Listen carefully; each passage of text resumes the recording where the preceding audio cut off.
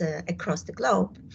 The project is hosted by the Peace Research Institute and the Center on Culture and Conflict. And I see Cindy Horst with me here, who is the co-director of the center.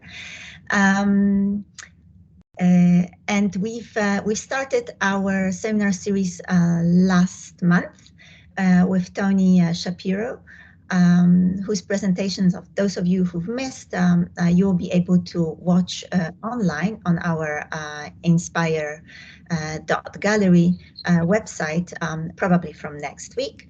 I would like to remind everybody that this presentation is also recorded. So those of you who either want to review it again or want to share it with others later on, you're more than welcome. The presentation will be then online probably next week as well. So Inspire Seminar Series in this space that we've created online for now, but hopefully we'll move to a more hybrid version or in-person version, maybe from the beginning of next year, is a space where as researchers, we wanted to create a place for discussions with artists with whom we are working, with other researchers, artists, activists who are working on similar themes, and who are engaging with some of the ethical dilemmas and ethical challenges in this type of work, working across different disciplines, but also looking at art as an important engine towards social transformation, social change, and this is what Prüm is going to talk about today. I see that some of the participants are having problems with sound. Can you hear me when I'm speaking? Yeah, you can. Okay, so I think Janine, who just said that she had a problem with sound, I think you need to maybe reset your own settings. All right, so we're going to start with Prüm's presentation, and then that will last about 35-40 minutes. Prüm will also show us a video of some of his work, and then we open to questions and answers, and Tota is she's going to handle this part of today's meeting. So today's seminar on fearless love, tradition, service, and social change. And we have with us Prüm Ok, founder of the Cambodia's first gay dance company, who will share with us his journey in giving a new life to the ancient art of Khmer classical dance. And as you probably know, this type of dance tradition nearly destroyed during the Khmer Rouge regime and genocide during the 1970s. And since then, since the 1990s, some of the dance, some of the art practices have been being rebuilt.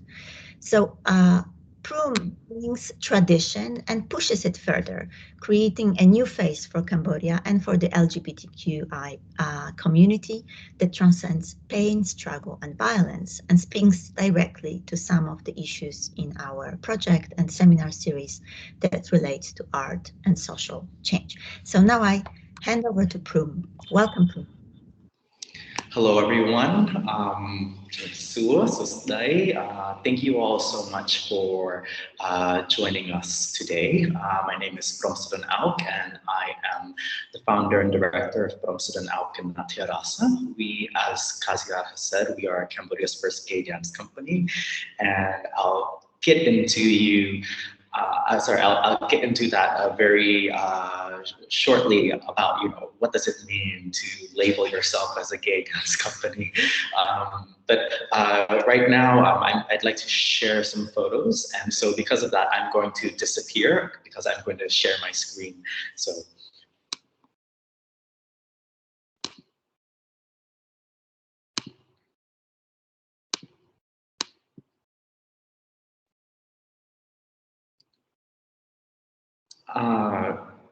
Can everyone see my screen?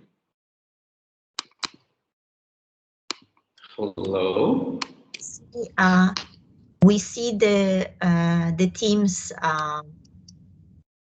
window for now, but maybe you're opening the presentation, right? Okay, we see it, yes. Okay. So a little bit about myself. I was born and raised in Long Beach, California, which is home to the largest Khmer diaspora outside of Southeast Asia. Um, and so it's a community that's very resilient, but also very much so plagued with challenges. Like, so for example, growing up, I witnessed gang violence and warfare. I witnessed the young women in my neighborhood getting pregnant too early, and therefore,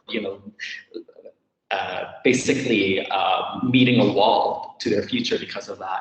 And then also in my home, I couldn't even speak to my parents because they spoke Khmer and I spoke English. So there was a lot of, as a result of being a refugee community and also being second generation Cambodian American, there were a lot of issues that I was grappling with, whether it was intercultural violence, whether it was the generational gap, whether it was language barriers, whether it was, and then even for myself, hiding and grappling with my own sexuality.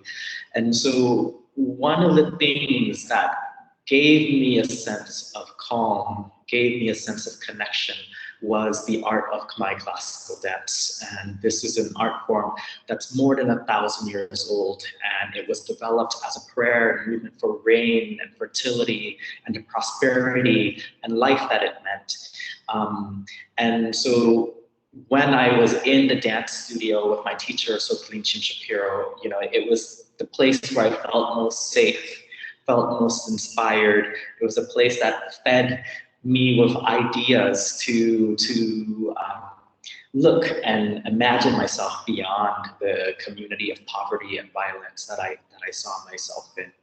So because of my venture into dance, I also ventured into experimental film and just completely threw myself into the world of art.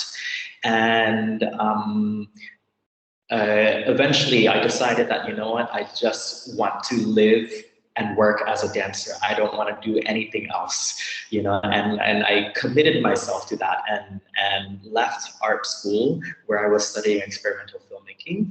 And then I was just dancing and teaching and, working, teaching digital media as a side job. But in that meantime, I was building my profile as an artist throughout the Los Angeles and San Francisco areas. So this is an image of me at the Khmer Arts Academy studio in Long Beach, and I'm there in front of the dance altar, and actually the jewelry that you see me wearing, the pectoral and the collar pieces, the belt, those were actually designed by myself for performance. So as I was building my profile as an artist, I met a wall in a sense, because I was teaching these young Khmer Americans, and they were beautiful dancers, beautiful inside and out. But I realized that none of them wanted to be artists, and there's so many factors to that. One is the economic factor. Like I imagine how you would feel if one of your 6-year-old students asks you, "Bongprom, do you have a real job?" What does it mean when a 6-year-old asks you that? It means that the family is talking about, the kind of the unlikelihood of making a life as an artist, and but then also even with my students, if you ask them why do they dance, they would say, "Oh, it's because it's my culture." And you ask them, "What's your culture?" And they say, "It's Khmer." And you ask them, "Well, what is Khmer?" And then there's no answer after that, you know. And so this was probably the biggest issue, was that, you know, I saw dance as an art form, as a way to, as a tool, as a language to question and shape and explore the world around me. And that's very different from someone who holds on to something as a form of decoration, if you will, you know. And so because of that, you know, I realized that, you know, I'm investing so much time and energy into my students, and even if they do have the potential to become stars, they're not going to take that jump. And because of that, there's a certain type of intensity and rigor that I'll never be able to reach. So I decided to leave, and I went to Mexico, I went to Brazil, I went to Chile, looking for the place that I would think that would be my home, you know, that I would say, this is where I'm going to live, this is where I'm going to make work as an artist, you know. And what happened was, eventually I decided that I would move to Mexico because I have best friends there who are some of the leading artists in the country. And they said, Brom, you know, come live and work in Mexico, come make art here. You know, and I was really set on this romantic life, alone in Mexico there. But then also, you know, I was dating someone there at the time too. And what happened was, when I told my teacher that I could no longer take care of the Khmer Arts Academy, as soon as I sent that email off, I opened my email and I saw that I had gotten a grant to come to Cambodia to develop a project. And so because of that, I came to Cambodia, and I came not with the mindset that I was going to stay in Cambodia, or that I was going to found Cambodia's first gay dance company. What happened was, the project that I got funding for was a project called Beloved.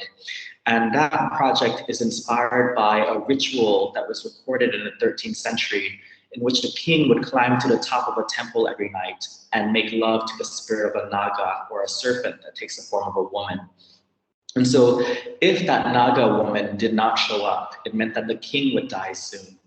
If the king didn't show up, it meant that disease, drought, famine would be wreaked upon the land. So for me, what I was curious about with this project was, you know, what does it mean to take this history of ritual lovemaking, this love so powerful that it makes the rain fall and it renews life, and it guarantees the safety of your community? What does it mean to then cast that history of ritual lovemaking, to cast that highest love into bodies that are often considered illegal or broken or unnatural? You know, something that people often describe gay love in Cambodia as a sneha khothamchiat, or a love that's contrary to nature.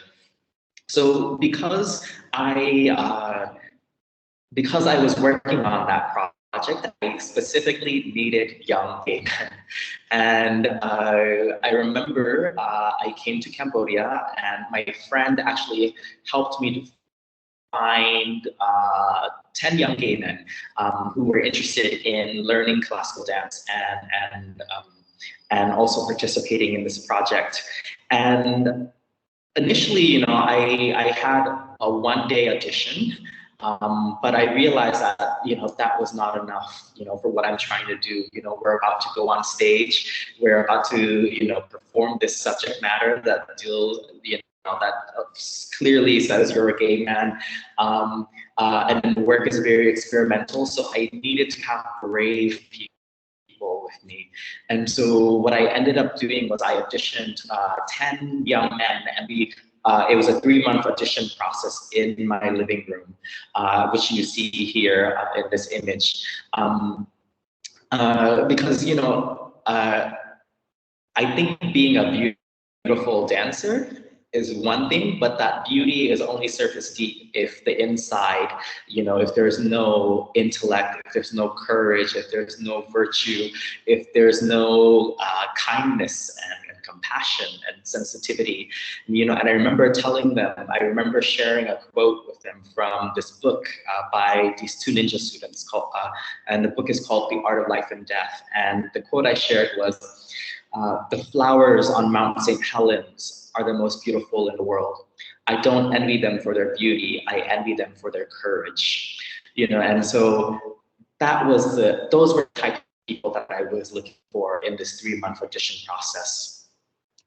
And we really formed a community and a family, and it really caught the attention of the community and the country very quickly because of that. So with the company, in here, you'll see 2 students, and some of the students in the first image are no longer with me, and then certainly here also as well on the young man on the wearing the orange men that is no longer with me, because we're working in an environment where we don't have funding, we don't have support, to where I can give these young men the most comfortable wage, that they deserve, and so because of that, sometimes we're forced to go left or go right, go back, go forward, do whatever we need to do in order to survive and still be able to come together to dance. But when we do dance, what we're learning here at Promsudan Auk and Atirasa is we are learning the tradition with the highest integrity.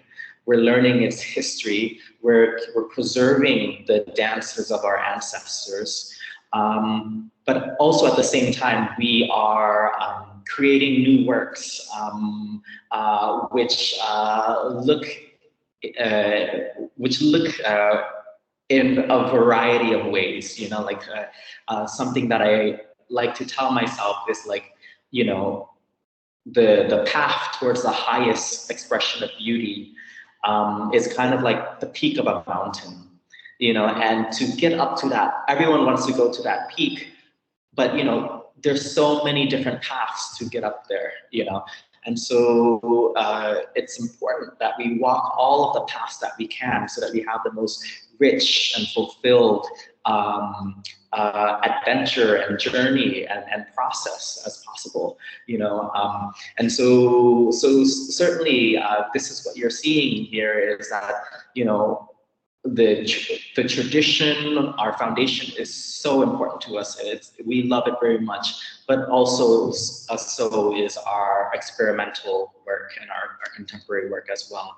And so in this image here, the young man in purple, at that time, he had only been dancing for, he had been training with me for maybe 4 or 5 months at that time. So you can get a sense of, the type of rigor and the type of rigor and passion and devotion that happens here in this space. So I mentioned earlier about kind of the trials and tribulations of keeping our company together. I think that as an artist working in Cambodia, we encounter so many hurdles, in the sense that there's no funding for independent artist-led groups like ourselves. And then also on top of that, because Cambodia is not seen as an economically or politically strategic country, the investment kind of often skips over us. But then that also goes into the realms of funders as well, because if the government agencies aren't interested in Cambodia, then that funding will not come to us. And so it's this kind of cyclical loop where where on the one hand, people say, oh, Cambodia, like how could they ever do anything that's interesting or innovative or important, right? And then the second part is that like, oh, well, actually also our our cultural ecosystem also is not conducive to innovation. so working here, we've had to. I think something that I've learned being here is I've had to learn how to be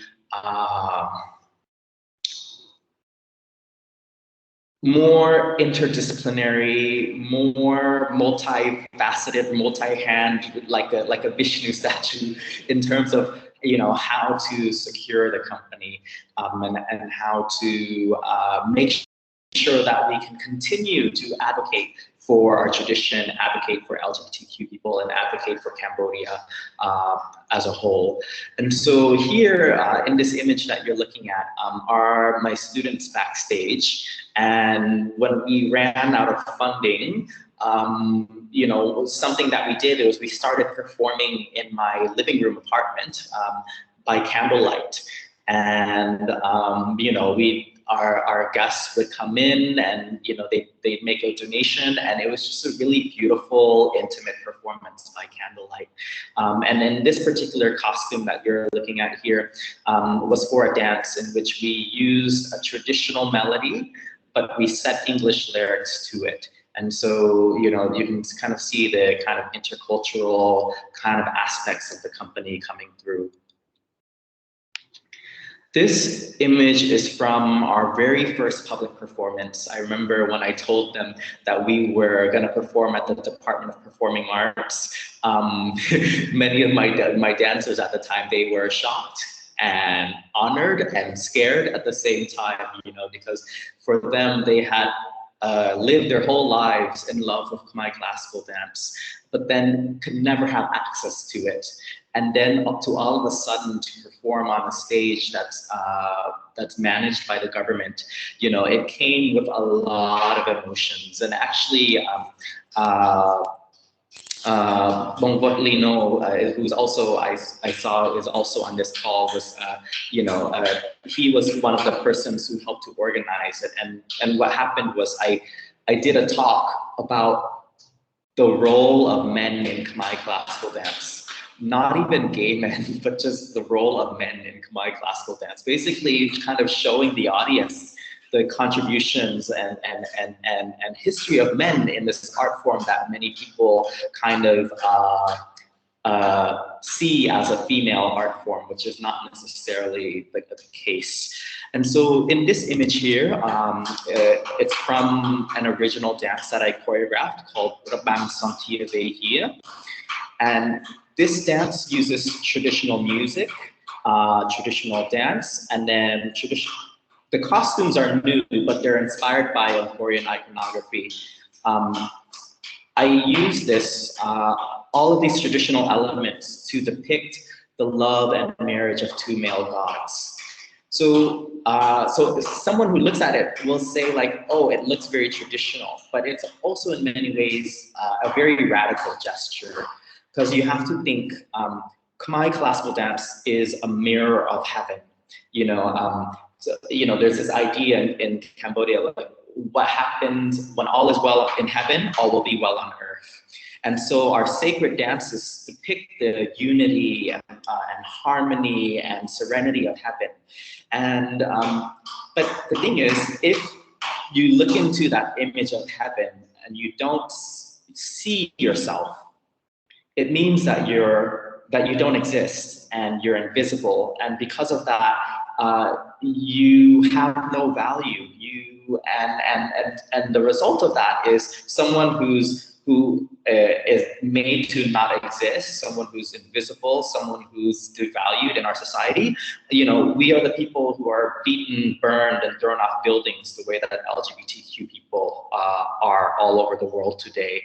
And so for me, to create this dance depicting the love and marriage of two male gods is nothing less than re-choreographing heaven itself, and in that process, re-choreographing the society that both models itself and shapes itself, and shapes that image of heaven as well. And so this is an image from our performance at the Currents Festival, which was curated by what we know, who I mentioned earlier, and by Arai. And what we did is we performed Beloved, which was the project that brought me to Cambodia initially, and we performed it where the four rivers in Phnom Penh met. So there was a kind of ritualistic kind of uh, uh, aspect to that decision. But also, Beloved, if you look at the costumes, they look quite traditional, but we're not dancing to traditional Benpit music. We're dancing to sound, like the sounds of flowing water and vibrations and humming, sounds of instruments, but then also narration in English, Khmer melodies, Khmer vocal melodies, and Japanese Buddhist drumming. And so you can see it's a very intercultural, interdisciplinary kind of work, and it really much so reflects my realities as a Khmer American who is born in and of and between many different languages, cultures, and worlds. And I think something when I was growing up, when I was younger, I used to think that like, oh, I'm never American enough, I'm never Khmer enough, and I think it became, and that's very much so the trope of like, of the literature in America. But the moment when I realized that, what, I'm not being torn apart, and I don't need to place myself inside a spectrum, but the spectrum lives inside of me. And anytime I need a particular word or an image or a color, my foundation, my resource is much bigger than people who are quote unquote monoculture, whatever that even means. I don't even know what that looks like. So because our world is so connected. So, you can kind of see that the work really reflects my life and my being itself.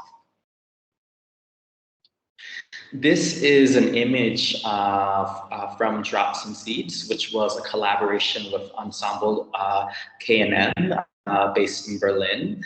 And so Ensemble K&M is a new music ensemble, and this dance is different from the previous dances in the sense that like it goes more into theater. Like, there's sections where I'm dragging my student by the hair across the stage, and then he's doing that to another student, and what we're doing in this dance is we're looking at the history of violence that has plagued Cambodia.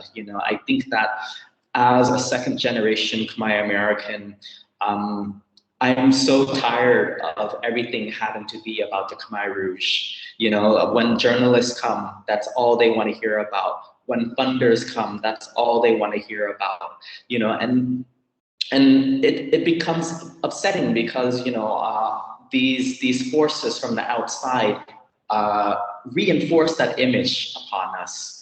But at the same time, I do recognize that history is really real, and it certainly affects our country today, and affects who we are as a people and our psychology. And certainly, I would not be born in America, or I might not even be born at all. Had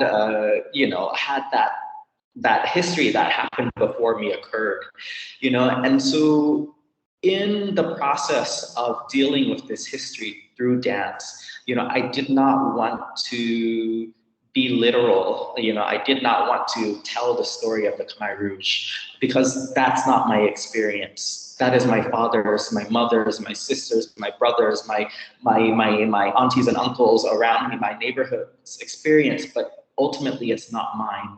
And I have a little bit of distance from it. And, and I look at it from more of a philosophical and a Buddhist kind of point of view. And, and so for me, Drop Some Seeds, which is a reference to a seed, like it could be drops of water, it could be bombs dropping, could be bullets, but seeds, things growing. I was looking at more, what does this legacy of violence mean in the larger uh, movement of life and time?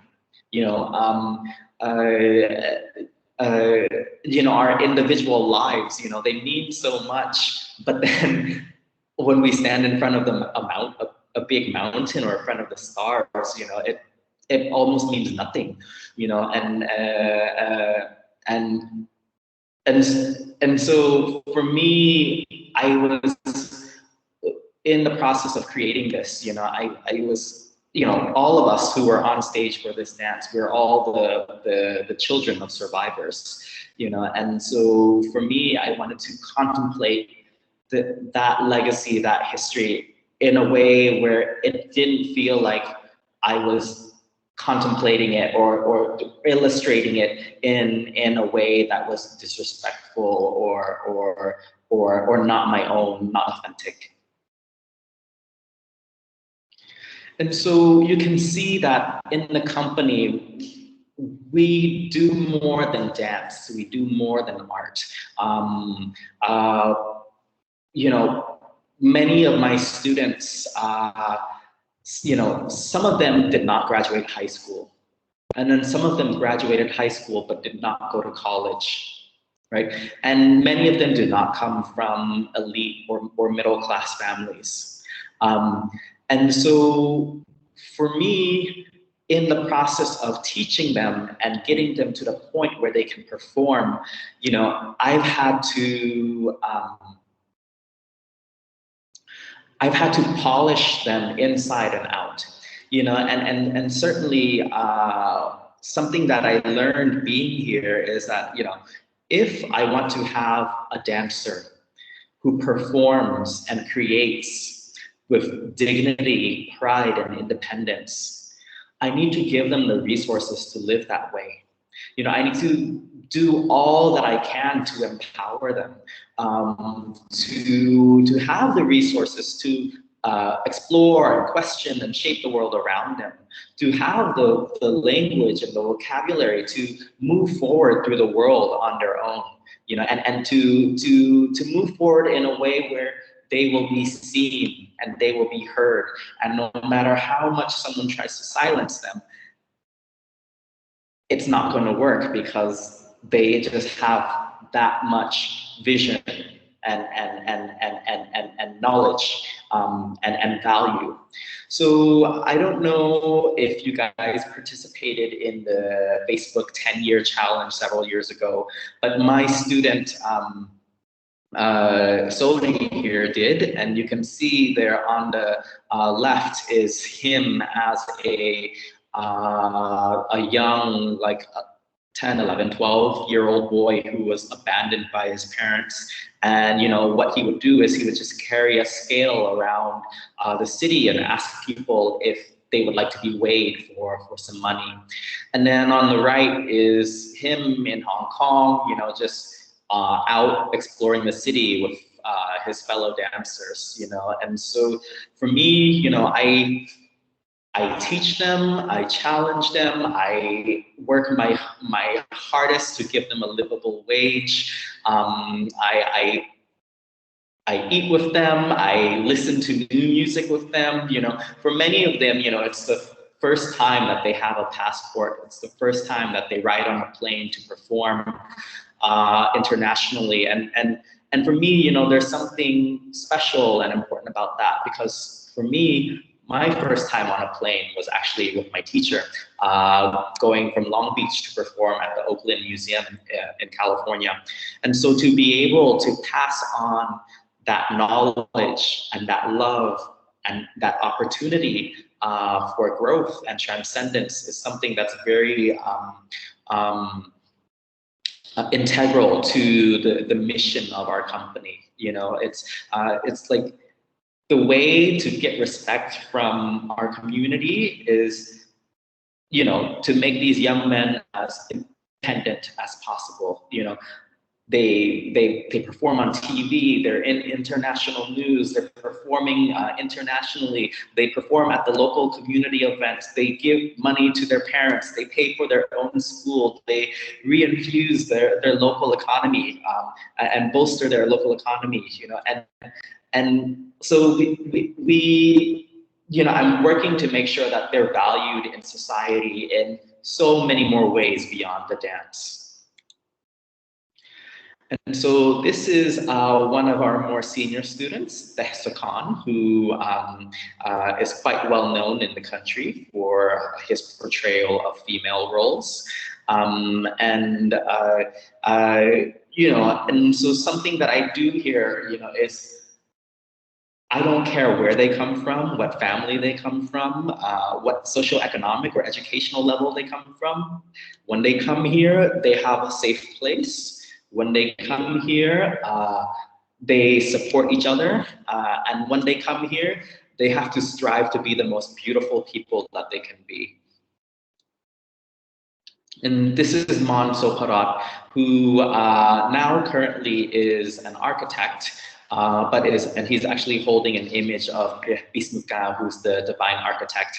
And so Soparat is an architect, but he's also a singer, and so actually I recently had him work with my friend in Los Angeles, Odeya Nini,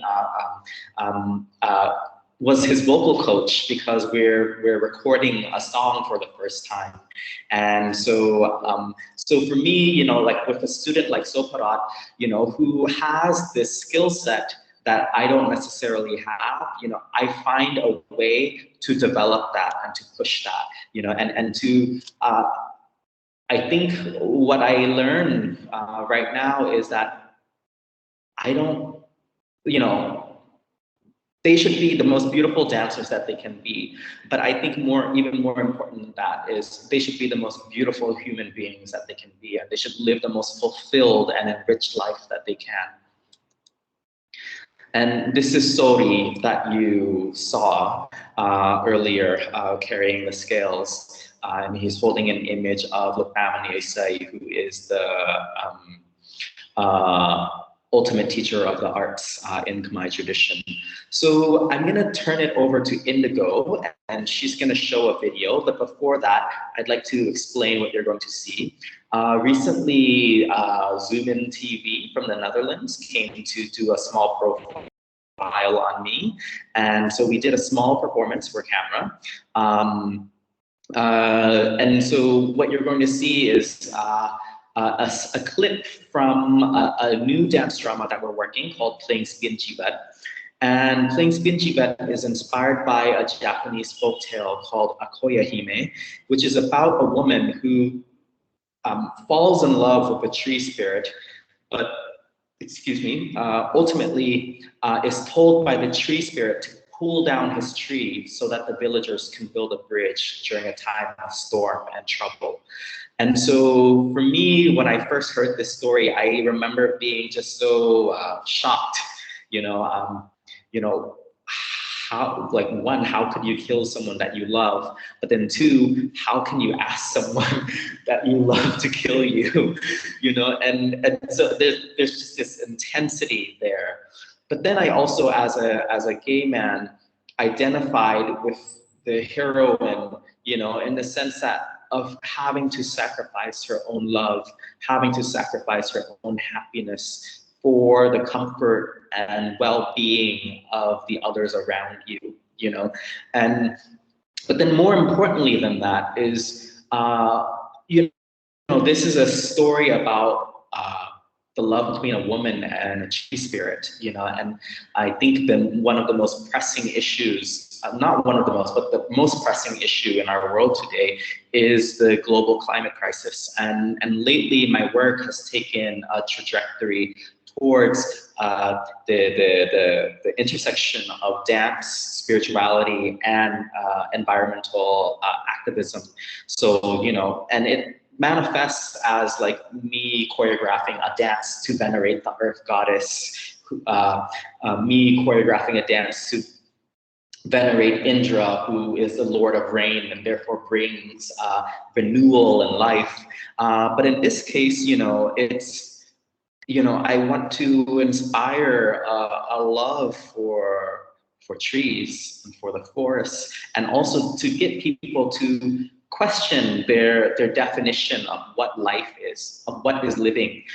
Because I think that our world, we've become so disconnected uh, from nature. We don't even know, most of us don't even know where our food comes from or what's in our food, and because of that, we have situations like this global COVID pandemic, and so for me, a new kind of trajectory in my work is, how do I get people to fall in love with their world and therefore to respect it and take care of it, and to use dance and tradition and spirituality to do so. So here's a short clip of of the final love scene, and it's not even the full love scene; it's just one half of it, and you can see me teaching in there. And Indigo will share a link in case you want to watch it on your own.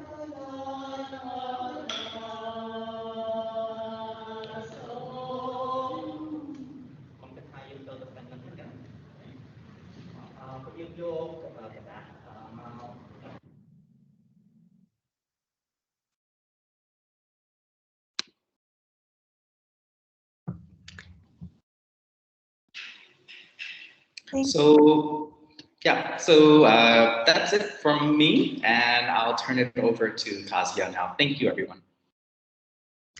Thank you, Prum, so much. This was really excellent. So bravo. We wish we could be with you in person and see the dance live.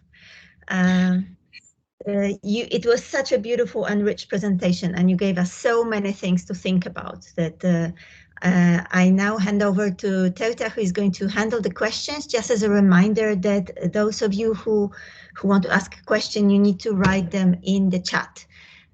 So Teuta, you. Yes, we have a couple of questions here. The first one is from Maria Cristina Vibba, who asks, thank you for sharing your wonderful work. You mentioned funding. In your experience, I'm wondering how cultural/arts organizations can convince government or other funding entities of the great importance and role of artistic work in society. It's often said that it can be hard to measure. Can research play a role in this work? Right. So I think I think as an American, and as an American who has witnessed what's happened to our country in the past few years, literally my image of home and what democracy and everything is it just melted, you know, in a very short period of 4 years. And to be honest, I have a lack of confidence in governments. Because so often governments, which were made to support and protect people, are actually oppressive weights instead. And I think that that word oppressive weight is important because it's the nature of government because of its bureaucratic nature to move slow, right? And we don't move slow. We're dealing with people's lives here every day. You know, we're dealing with people's futures here every day. You know, and you know, like, so for example, you know, people who work in embassies, the people who come to Cambodia to work in embassies here, they stay for 2-3 years and then they're gone. You know, they don't come here for a love of Cambodia, right? They come to serve, you know, whatever diplomatic mission that they have. And so because of that, there's already this distance, this disconnection, this inability to connect with what's really happening on the ground. And so oftentimes with, you know, with people like this, is they only see what's obvious and they only go for that, you know, and so so they miss out on groups like my own, like so many other groups who are doing important work, but you know are not being given support that they should be given. And I think that working here in Cambodia, you know, I think the issue right now here in the country is that the people with the power and the resources and the vision are not connected right now.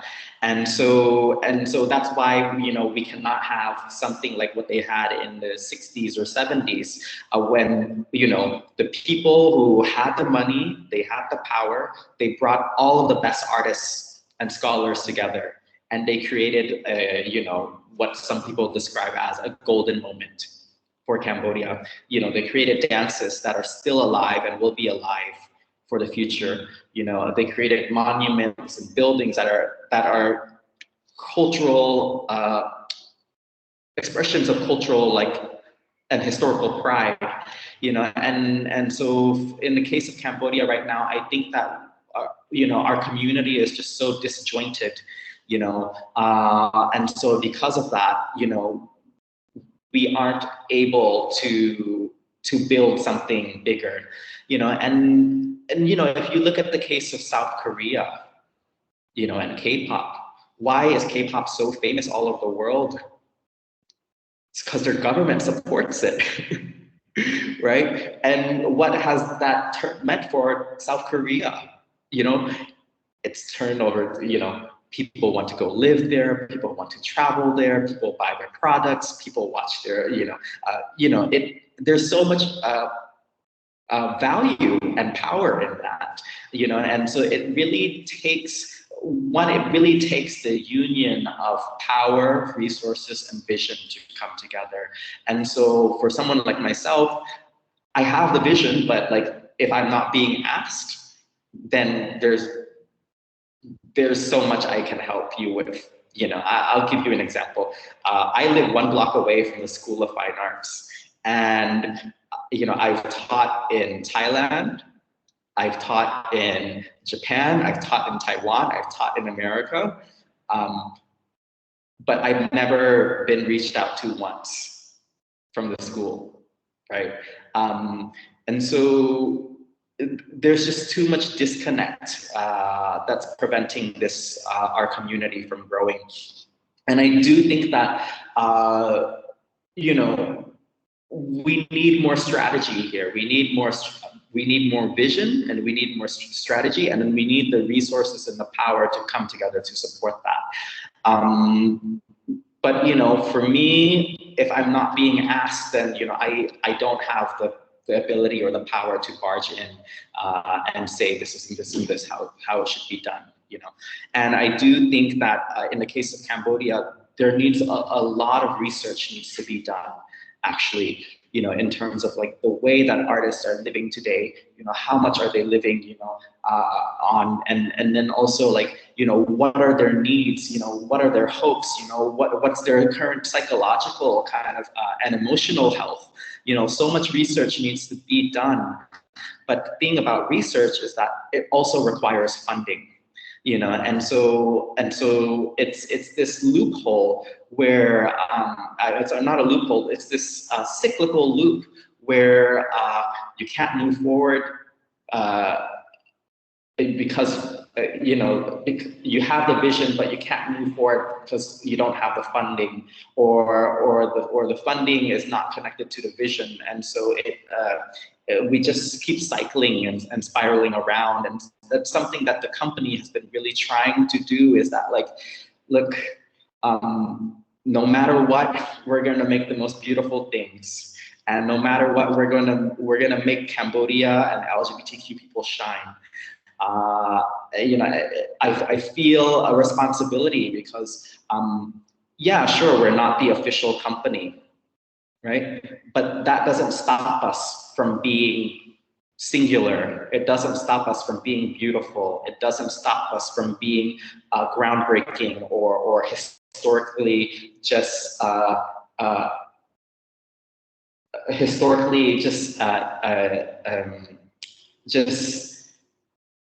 just a powerful moment in history, and so this is something that that I've been thinking about and dealing with for a long time now. Yes, we have another question. Martin Nielsen writes, "Thank you, Prum, for a wonderful presentation of a fascinating ensemble. I wonder what the responses have been from the more traditional Khmer dance scene of this modernization of Khmer dance culture. And are there other Khmer dance ensembles with these modern expressions that you cooperate with?" Right. So, it's always hard to speak about like what everyone's opinion is, because so many people are very different, but I will say that with my company, there's a sense of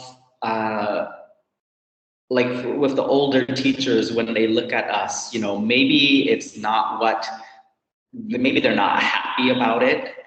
However, they do recognize the rigor and the love and the dedication, and something about the company is that we can go as traditional as you want, and we can go as experimental as you want at the same time, and we have this ability to go in and of and between both of these worlds, and that was always the case even when I was in in Los Angeles, you know, I could perform a completely, like, one of the most sacred dances from Cambodia, and my friends who are all contemporary experimental dancers, they would watch it, you know, with respect and with you know, with keen observation.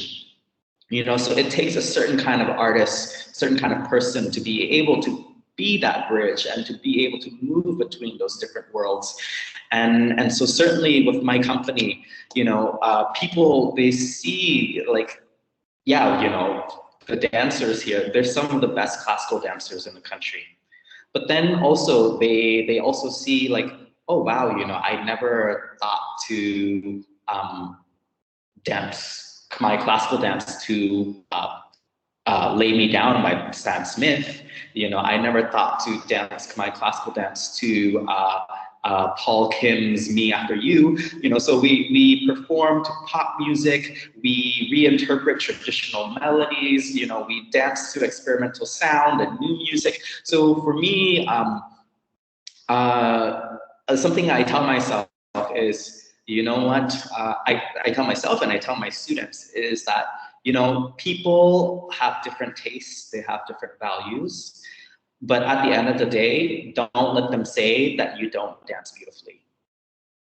Right? And so no matter if my students are performing something traditional or a new work that looks completely traditional or a new work that, you know, the essence is contemporary, I want people to say, wow, that's beautiful, right? Because for me, beautiful is brave. Beautiful is transcendence. Beautiful is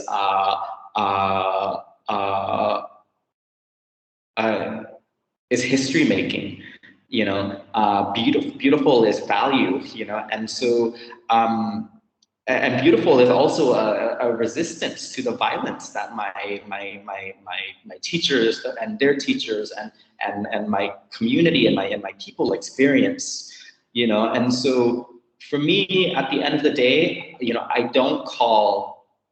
really don't care if people call my company a traditional dance company, or if they call it a contemporary dance company, or if they call it a gay dance company even. You know, I've had people say, don't call your company a gay dance company. There's nothing gay about your performance.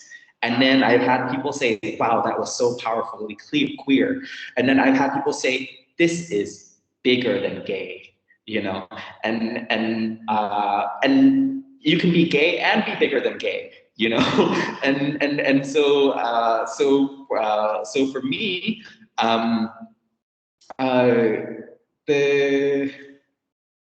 I really don't care about labels, you know. At the end of the day, it's about the work. It's about what's done, and to be honest, I don't really think about what other people around me think, because I've had to fight so much all my life, and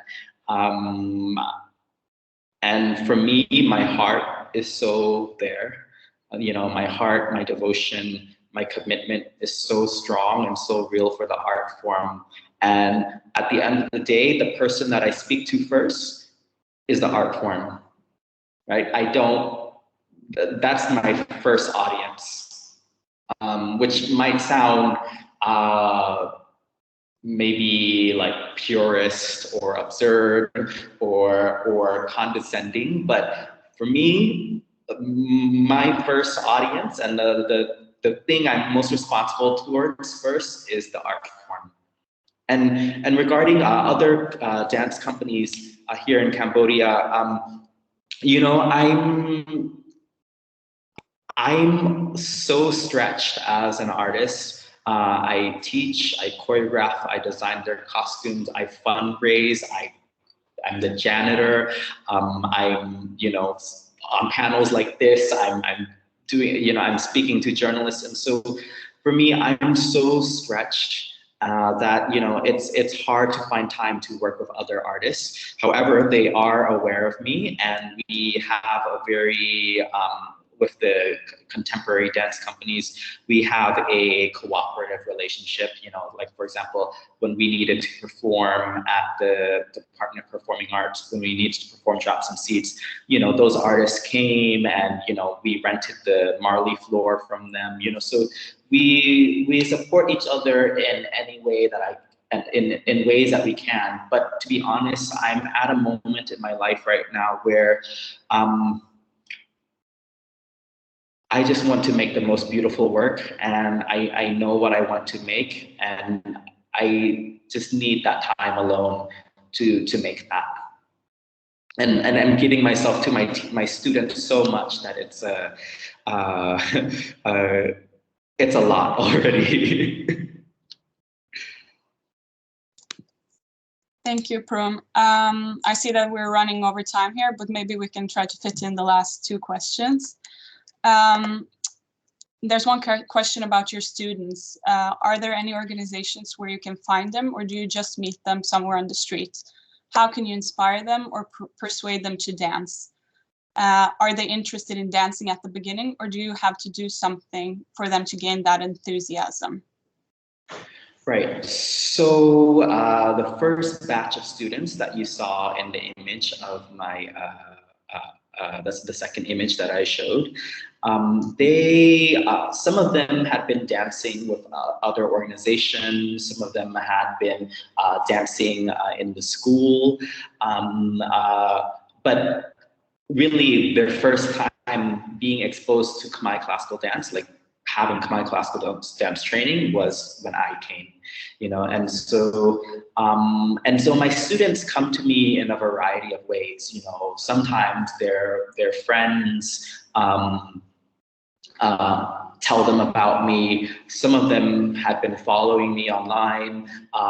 Some of them started training very briefly at my teacher's academy, but then because I was going to teach there, I saw them, and then I said, hey, if you're serious about dance and you want to go deeper, come study with me. And so they come in, and then sometimes I'll even put a call out online on Facebook saying, well, I'm looking for new students. These are the requirements that I have. And then once they come, I examine their arms, their legs, their feet, their body, and I examine and I interview them to get a sense of their character before I let them to start training. So they come to me in a variety of ways, but I think what's important is that everyone who comes to me loves Khmer classical dance. Maybe the depth of their love is not the depth of an artist yet. However, that's something that's nurtured by giving them opportunities to perform, giving them opportunities to connect and be in a community, by giving them deeper understanding of the history, by opening up their world and letting them see themselves in the world and understand who they are and what they're doing, and so I think the teacher-student relationship is something very important, but the thing is that both have to give. You can tell, you can just look at any teacher-student relationship, and you can kind of look at the teacher and the student, and depending on their growth or their progress or their health, you can judge whether that relationship is the right relationship. And for me, as a teacher, there have been moments where I felt so burned out, where I'm constantly having to give, and not only teaching them, touching their toes, but then also doing everything that I can to make sure that they have a livable wage. So sometimes I feel and then giving your secrets, things that are things that you discovered on your own, and things that your teacher gave to you, which are so precious, giving that to them and trusting that to them. Sometimes I feel wow, I have nothing left. I don't have anything left for myself, and so I've come to understand more that, you know, it shouldn't be a one-way street. It should be two ways, and the student needs to want it. They need to have a thirst for knowledge, a thirst for a hungry, you know, a hunger for the world. You know, I think that's something so important and necessary for a student and for an artist. And so. And actually, I was just lecturing my students about this today, you know, because something that I'm afraid of is that they might become good technicians, like they dance well. However, they're technicians without visions. And that's a very dangerous thing for themselves in the future, especially if they come from poor families, especially if they, didn't have a high level of education. That's very dangerous for them in the future. But it's also very dangerous for the company and dangerous for the art form and for society, because what happens is that this art form becomes a living death, you know, a living dead, you know, it's moving, but really there's no life animating it. There's no spirit, there's no knowledge animating it, you know, and so for me, that's one of the most scariest things to see as a teacher, and I really try to make sure that if you're here, you better be hungry for knowledge. You better want to be the most beautiful that you can be. You better know who you are and constantly try and figure out and question where you are, you know. And I think that's something very important. And you know, learning is not just about when you're in the studio, you know. It's when you're sitting in a restaurant together, you know, when you're waiting for the plane together, you know, when you're riding together on a motorbike, you know, moments of connection and you know are so important in the process of learning. You know, that the building of relationships and trust is so important. Yeah, we have one last question, and it's kind of something that you have addressed already, but you said that you're looking for courage in the people you work with. Could you say something more about how that manifests and what impact it might have? Thanks for a powerful presentation. So much food for thought, says Cindy Horst.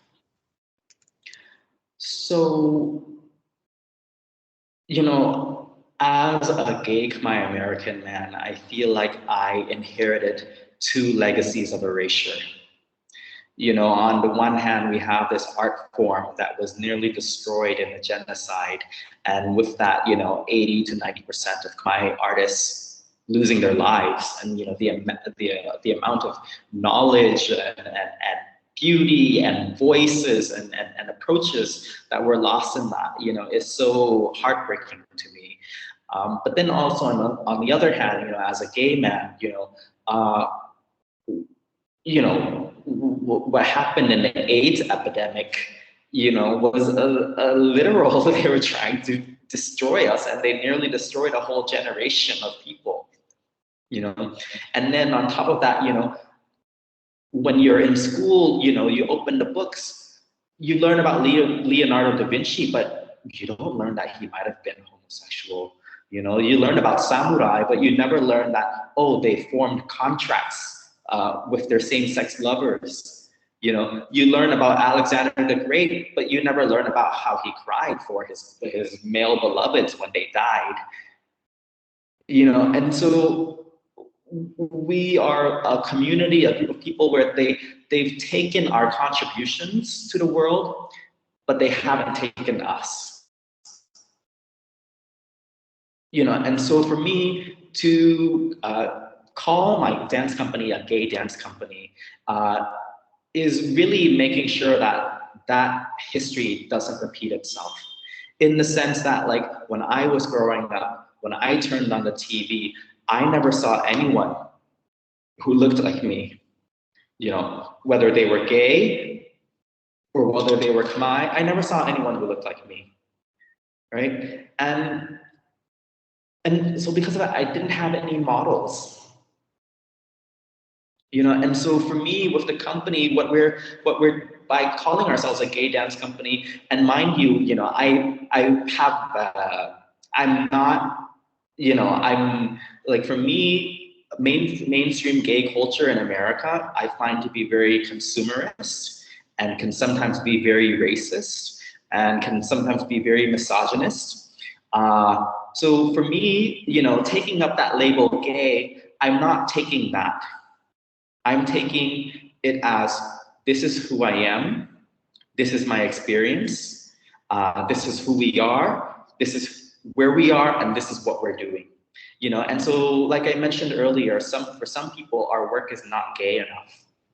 And then for some people, our work is extremely queer and extremely radical. You know, there was an article in the Bangkok Post that described our performance as radical beauty. And so, you know, for me, it takes a lot of courage to even step into the door of my apartment to learn this art form, you know. But then it also takes a lot of courage to go on stage, to perform before the camera. It takes a lot of courage to speak. You know, one of my joys as a teacher is seeing my students speak in front of an audience. You know, we used to perform at the Java Creative Cafe here in Phnom Penh, and hearing my students speak to the audience about their experiences, about why they dance, about their lives, you know, is something so valuable and so powerful to me. You know, like, one of my students, for example, there was a group of graduate students from were they from Germany? Were they from France? I forget. But they came to our old home studio, and they asked one student, you know, what's something that you learned by being in this company? And he said, I learned from being in this company, I know what beauty is. And for me, that was something so important, because I think that when someone sees beauty, when they know how to see and recognize beauty, that their life is always going to have a certain type of richness. You know, and so certainly for me, you know, the act of coming together, singing together, sharing our voices on stage, even when we know that the audience, you know, some people in the audience are there not to support us, but to, you know, look for any little thing that they can so that they can criticize us. To know that and to still go on stage, I think that's something extremely courageous and powerful. You know, just being you, you know, because we live in a world where not everyone has the privilege to dance. We live in a world where not everyone has the privilege to live openly as themselves, you know. And so so I talk about this with my dancers, is you have that privilege. So now what's your responsibility? What's the type of dance that you want to dance for those people? What's the way that you want to live for those people who could only dream of living the way that you live? You know, and so I think something that's important for me is that I ask my students to have an authenticity with themselves and with the world. You know, and I think that's a very individual journey. You know, I can be a part of it, but ultimately, you know, that's something that they determine.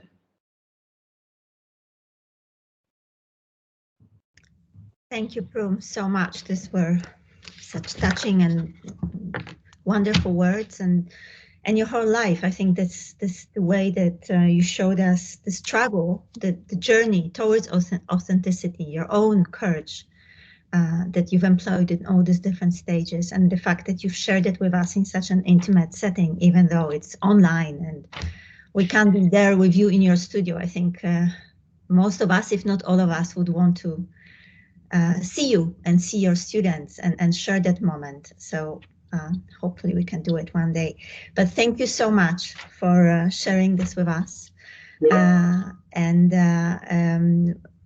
We will, maybe you can stay for a little moment at the end. We can just exchange. And for everybody else, thank you for being there and thank you for staying longer. Because of course we were going to finish 15 minutes ago and many of us have to go to other meetings.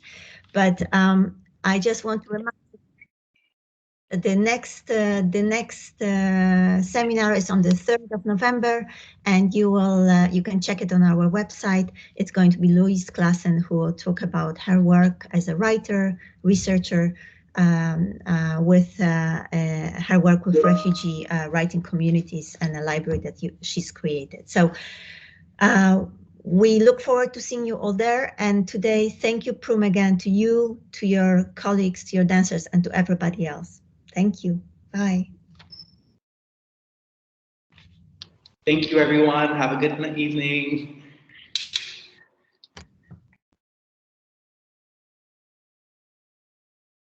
Prum, this was great. Thank you. It was so amazing. It's yeah, really. When we met in January, already then I thought, gosh, this is, all your work is amazing, and your journey and the way you also talk about it and express it. I think that's really extremely powerful. So thank you for creating that space for us. I'm sorry, I'm really moved, so I can't even talk. Yeah, it's first Tony and now you. I wonder what's going to be at the end of the seminars will be. Prum, maybe we can. I wonder, maybe we can have a little conversation outside, because I think some of the work, of course, links very much, essentially to the work of the Inspire project. So maybe we could have a conversation outside of that. Yeah. Great. Yeah, I would love that. Yeah. And I hope everything else went fine for you. Was it all right? Yeah. Yeah, you got great questions, and I'm sure there were many other people wanted to ask, but okay, fantastic. So let's connect, and then when the video is ready, we just upload it. Yeah. Okay, great. That sounds great. And thank you all so much for your support and for inviting me. And I hope to stay in touch and that we can work together in the future. Mm-hmm. Yes, definitely. Thank you also, Tata. Thank you, Indigo, for all your help and for everybody else who was there. Okay, thank you. So have a good evening, Prum. Thank you. Bye-bye. Bye. Bye. Bye.